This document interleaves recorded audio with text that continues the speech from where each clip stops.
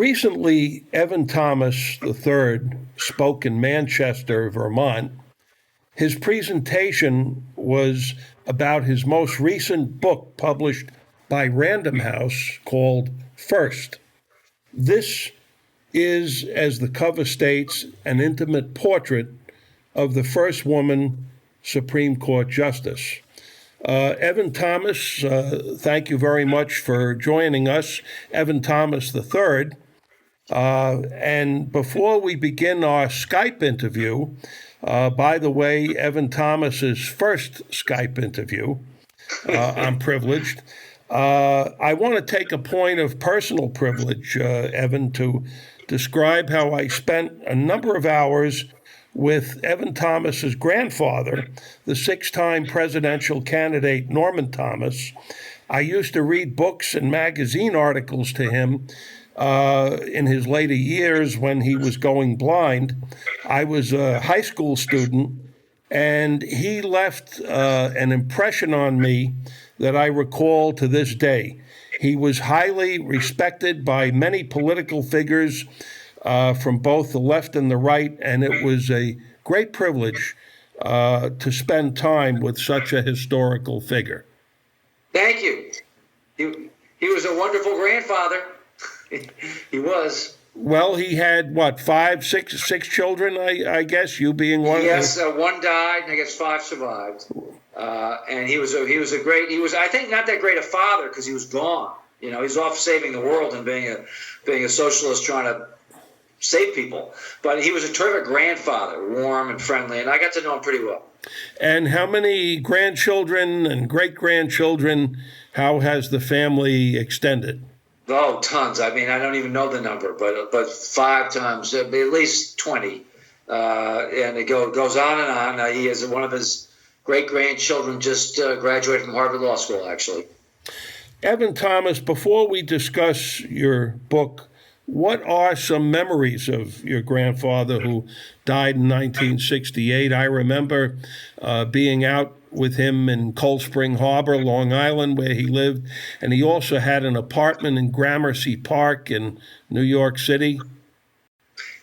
One memory I have is he liked to go swimming in the evening at the Cold Spring Harbor Beach Club, this little club in Cold Spring Harbor, and he would argue with John Foster Dulles. Believe it or not, John Foster Dulles was also a member of this little club, this ferocious Republican, God-fearing right-winger, and they would argue, and they had both been classically educated, and they would trade Bible verses as they argued socialism versus capitalism and American exceptionalism versus a more modest view of American foreign policy. I was just a little tiny kid, but it was exciting. And I believe he also, from Long Island there, knew Albert Einstein, right? Al Lowenstein, I think you're thinking of, not Einstein. I thought it was Einstein. I thought Einstein went to that beach as well. I don't think so. No? I'm thinking of Albert Lowenstein. I know he was, Lowenstein was a protege of his. Yeah. I don't think Einstein. This was a ratty little beach club, but both Norman Thomas and John Foster Dulles used to go swimming there. So, Evan Thomas III, your 10th book, First, has received major and excellent reviews, and you and your wife, who's an attorney, have undertaken what appears to be an exhaustive amount of research. How long did this project require? 3 years working full-time on it, the two of us. And what was the play-by-play, so to speak, in accomplishing this? Well, I mean, the real key here is getting access. Supreme Court justices are very private, secret figures. You know, their opinions are public, but what they do behind the scenes is very private. And they tend to be private people. But we had access to her, to Justice O'Connor, to her papers, all of her papers, to her law clerks. There were 108 of them. We interviewed 94 of them. To her family, we interviewed 350 people. So it's a massive undertaking. So you do all of this research, these interviews, your investigation. You assemble all of this material putting it together. Give me an inside glimpse here. Well, the problem is being overwhelmed by it all, but I keep a running kind of chronology, basically in a sort of a finding. Where did I find all this stuff? So I don't remember. I don't wonder where the hell did I find that. So it helps me locate the material. Then I write a narrative. I write chronological narrative. So organizationally, that makes it easier.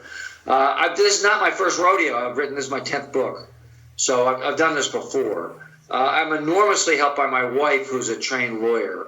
And I write quickly because I wrote for news magazines. I wrote over 100 cover stories for Time and Newsweek. So I write quickly, but I write sloppily. And my wife, who's a very careful lawyer, catches me in my logical inconsistencies and is a close collaborator. And what percentage of the material assembled and collected would you say actually winds up in the finished product in the book that we're looking at here first? If we had a camera in my basement about 3 years ago, you would look like a bomb hit it. I mean, there's just so much stuff. And you have to be selective, and you have to be kind of ruthless about it, because when you find something that's hard to find, you want to print it. But my wife is helpful here, too. Cut it out. You have to keep the reader in mind. You're not writing it for yourself. You're writing it for the reader, and the reader is easily bored. And don't overdo. As it was, it's a 400-page book. I mean, it's not short. But, of course, you use a very small fraction of what you collect. So For instance, yes, she wrote 600 Supreme Court opinions. Well, I refer to maybe 50 cases. So in putting this together with your wife, are there arguments and debates about what goes in and what's left out? And of course there are. But I defer to her. I've learned over the years that she makes me look good. She has a better eye than I do. So, as an example, what might be one point that she prevailed and that that was left out of the book? Well, there was tasteless stuff that I'm not going to tell you about. Okay. All right.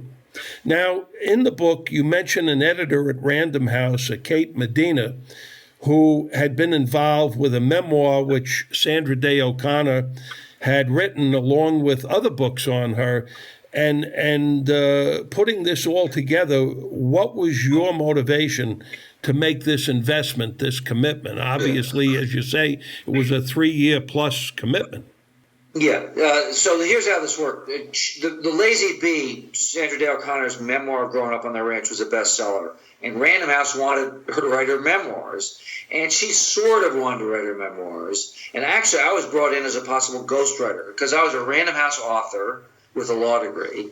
And so they talked to me about being her ghostwriter about 5 years ago. But I could tell, spending a day with her, she didn't really want to do it. What happened in the interim was that she began to get Alzheimer's. And so the family had to figure out, what are we going to do here? And they shifted, instead of having her do a memoir, turn it into a full biography, but give the author access, me, access. So I was brought in to do a full biography.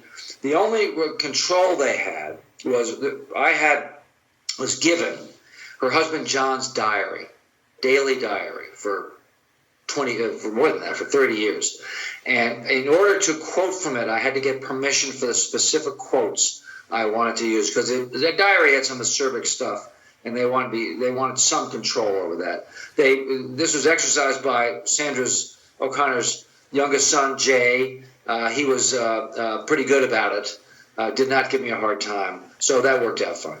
So was First and Sandra Day O'Connor competing with other editorial priorities and interests and book topics that you may have been entertaining at the time? I had started writing a book for Random House about dropping the atom bomb on Japan. So I was about a year into that. I stopped that. Random House wanted me to do this. And so I stopped. I put that aside and just spent the next 3 years on O'Connor. Now I've gone back to the bomb book. Evan Thomas, do you believe that Sandra Day O'Connor has been underrated as a U.S. Supreme Court justice in terms of her influence and impact? Yeah. Yes. The law reviews don't like her. The academics don't like her because she had no overriding doctrine. She was a pragmatist, very practical, and the law professors did not love her. However, she had much more power than people give her credit for because she was the swing vote. She was the decisive vote 330 times in 24 years. And by the mid-90s, the reporters covering the court began referring to it as the O'Connor court. She was the decisive vote, the controlling vote, and wrote the controlling opinions on the two biggest issues the court faces, abortion and affirmative action. She controlled that for 25 years. Do you believe that women today truly appreciate Justice O'Connor and her career accomplishments as a female? Correct me if I'm wrong, but I don't believe that you hear her name really raised when it comes to the topic of women's mobility or the glass ceiling. Yeah, you're right about that. And this is, of course, some frustration of me trying to sell a book. But yes, and it's curious and interesting. People think of Ruth Bader Ginsburg, who deserves credit. Believe me, I'm not detracting from her. She's an amazing woman. But that's who the young women especially think of her. She's a clear activist. She's a liberal. O'Connor looks like a kind of a country club matron. She's an older kind of Republican. The term was country club Republican. A moderate, believed in compromise, kind of hard to characterize, like bipartisanship, very out of step with our current era, where the parties have either gone hard right or hard left. So progressives don't really identify with her, but conservatives don't identify with her either. She's a mushy moderate. I identify with her because I'm a mushy moderate, but most people don't. She's been kind of lost in the shuffle. I think that's obviously too bad. I think she actually did more for women than Justice Ginsburg because it was Justice O'Connor who preserved abortion rights for this long period of time when a lot of people thought that she was going to vote to reverse Roe v. Wade, including people on the court. That's doing a lot for women right there. She also, if you look at her cases closely, was pretty close to Justice Ginsburg, but she did it in a less declarative style, more fact-based, more incrementalist. She believed in incrementalism. She's called a minimalist. So she's not flashy. She's not memorable. It seems that from reading first, Justice O'Connor's legal background was relatively modest law firm experience, and her time as an Arizona court justice before her appointment by President Reagan was only 6 years, really, and her career seemed to be driven mostly by Arizona politics. Yeah, there's no way in hell she'd get put on the court today. She's an intermediate judge on a state court. Not a chance. But in 1981, when Ronald Reagan was fulfilling his campaign promise to put a woman on the court, there weren't any Republican women. Of the 600 federal judges, only 8 were women, and they're almost all liberal Democrats. So the pool of women available was tiny. Having said all that, and she was clearly unqualified by modern standards, she was a very good justice. She was a very good justice because she had common sense. She had a good human feel. Where did she learn that? In the legislature. Today, Supreme Court justices, they all went to Harvard or Yale. They're all Federal Court of Appeals judges. They're brilliant, but she had much more real-world experience than they do today. And I think the court has lost something by not having people. She was the last justice who actually ran for office, who had to win a vote, who was out there in the real world. So President Reagan, as you just said, he was determined to choose a female for the Supreme Court, but were there other women under consideration at that time? Not really. I mean, there was one other Federal Court of Appeals judge that they even thought about, Cornelia Kennedy. She was deemed to be too dull and not a very good symbol of the first. They were conscious, look, this is the first one. And she has got to be attractive and personable and compelling. And that because this is a great country, They were able to find this woman from this obscure court who actually was all those things. She's confirmed 99 to nothing. Imagine that happening today. That's partly because she was so attractive. You go back and look at those confirmation hearings, she's dazzling. So what must the experience have been for Justice O'Connor when she was the only female on the court for 12 years, surrounded by all of those males? Yeah, men. I mean, it was hard. It was cold. The Supreme Court is a cold place. It's marble, literally cold. She would step out into the courtyards, the interior courtyards, and turn her face up to the sun. She missed Arizona. At her very first Supreme Court lunch, only 4 other justices showed up. You know, they're appointed for life up there, but they don't have to like each other, and they don't. It was a pretty cold place before she got there. She warmed it up. She made, listen, small thing, but important. She made the other justices come to lunch. She would sit in their chambers until they came to lunch. By the 90s, they're all coming to lunch, and that gave her more power. What do you consider Justice O'Connor's most profound decision or opinion among all of those opinions that I'd have to pick 2. The Casey case, where she preserves abortion rights in 1992, close thing. The Harry Blackmun, who wrote Roe v. Wade, the women's abortion decision, thought that it was lost. There were 5 votes in conference, a majority in conference, to turn over Roe v. Wade. She's working behind the scenes with Justice Kennedy, stopped that, reversed it, won over Kennedy, another justice, to the liberal side, and preserved abortion rights. That was incredible. That's still a law of the land. Also, affirmative action was on the verge of being thrown out in 2002. She preserved it in the Gruttinger case, and 2002 case in Michigan Law School. That's still the law of the land. Very controversial decision, 5-4. She's the reason why affirmative action is still the law of the land in higher education. Did she have any aspirations to become Chief Justice, or politically that was never a consideration?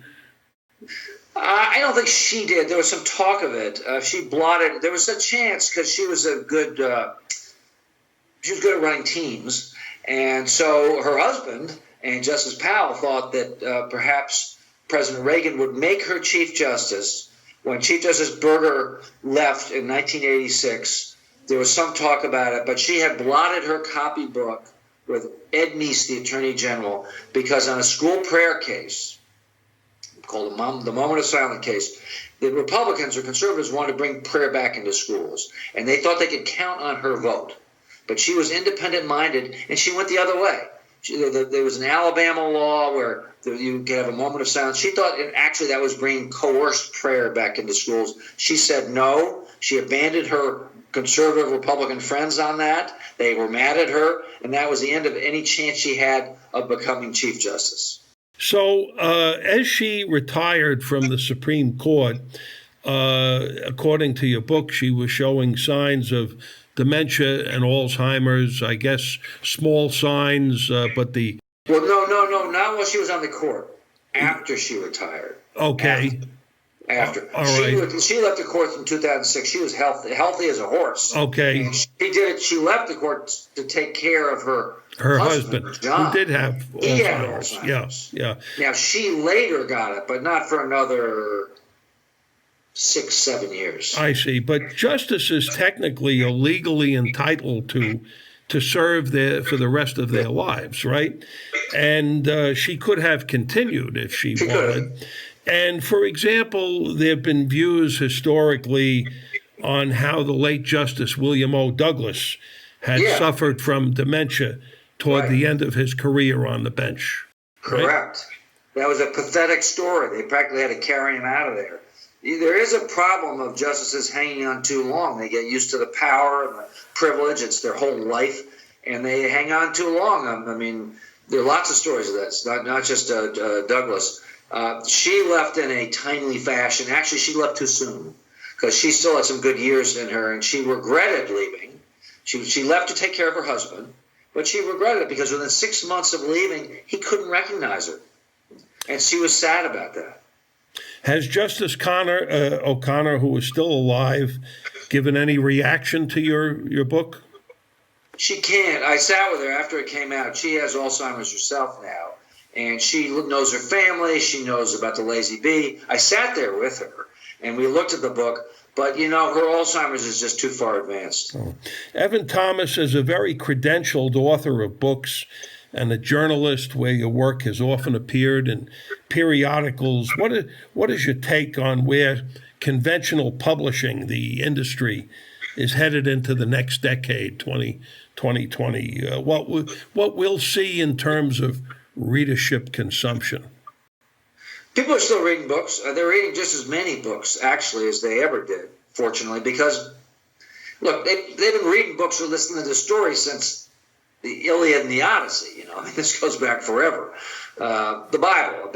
And that's never going to change. We live by stories. How we get the stories, that changes. The technology changes. You can get, you can do it online. You can either ebooks. So I like to listen to books on tape. And when I'm driving around in my car, I listen to books on tape. So there are lots of ways to get books, but people are still going to be reading or listening to books forever. And Evan Thomas, what's next? What are you working on for the near future? But my wife and I have started work on a book about dropping the atom bomb, really to the surrender. The problem of Japan in 1945 was defeated, but it hadn't surrendered. And making them surrender took 2 atom bombs and a Russian declaration of war, basically, because the Japanese, and I'm very interested in the Japanese side, will go to Japan and do research there. Why a defeated country cannot surrender, that fascinates me, and what it took, including atom bombs, to make them do it. Evan Thomas, I want to thank you for being our guest on GNAT-TV, and thank you for coming to Manchester recently to give your presentation on First. We've been talking to Evan Thomas, the author of First, published by Random House. It's about the life of the U.S. Supreme Court Justice Sandra Day O'Connor, and some other great books, a total of 10, many of them bestsellers that Evan Thomas has had. I hope you consider reading those as well. So thank you very much for being with us. So really enjoyed it. Lots of fun. This is Danny Frank for GNAT TV.